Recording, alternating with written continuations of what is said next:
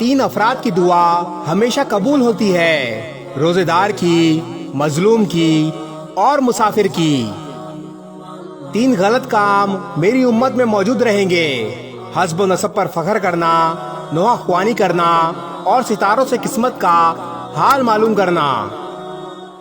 تین افراد پر جنت حرام ہے: ہمیشہ کا شرابی، ماں باپ کا نافرمان، دیوس یعنی جو اپنے گھر میں گناہ پر خاموش رہتا ہے۔ تین صفات جس شخص میں ہو وہ منافق ہے: بات کرے تو جھوٹ بولے، وعدہ کرے تو وعدہ خلافی کرے اور امانت میں خیانت کرے۔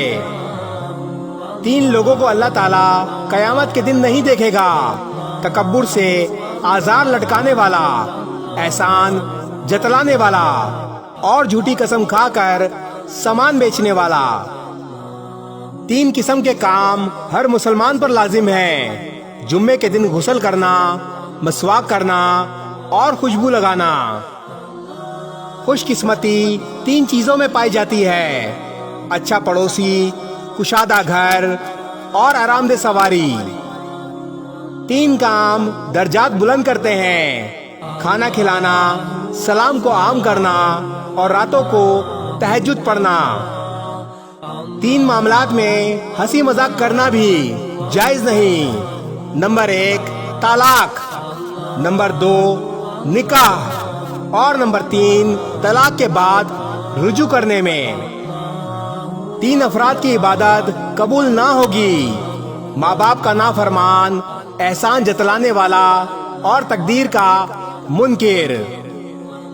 تین قسم کے افراد اللہ تعالیٰ کو سخت ناپسند ہیں: حرم میں گناہ کرنے والا، اسلام میں جہالت پھیلانے والا اور تلاش کرنے والا، اور ناحق کسی کے قتل کی کوشش کرنے والا۔ تین افراد کا ضامن اللہ تعالیٰ خود ہے: نماز کے لیے گھر سے نکلنے والا، جہاد کرنے والا اور سلام کر کے گھر میں داخل ہونے والا۔ تین اعمال مرنے کے بعد بھی جاری رہتے ہیں: نمبر 1 صدقہ جاریہ، نمبر 2 ایسا علم جس سے لوگ فائدہ اٹھائیں، اور نمبر 3 نیک اولاد جو دعا کرتی رہے۔